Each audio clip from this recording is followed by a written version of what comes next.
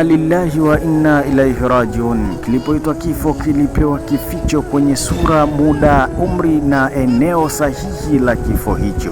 Waziri Idi Kuziwa, Allahumma ghfir lahu wa rahmahu waskanahu daraja fi janna, umeondoka katika eneo ambalo sisi bado macho yetu yakituambia tuna uhitaji mkubwa wa nguvu yako, sura yako na mapambano sahihi katika mapambano. Hakika umepigana miongoni mwa mapambano katika eneo la kazi, kuitafutia riziki familia yako.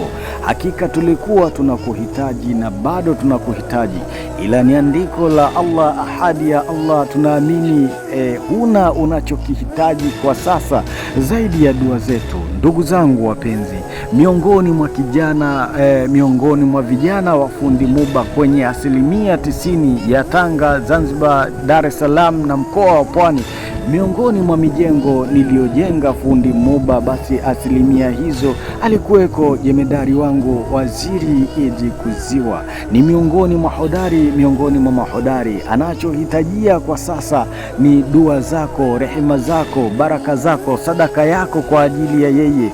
Kwa sasa naweza sema ndugu yangu ni mnyonge hapo alipo, ila sura yake itagubikwa na furaha ya dua zako, ewe unayemuona ndugu yangu huyu.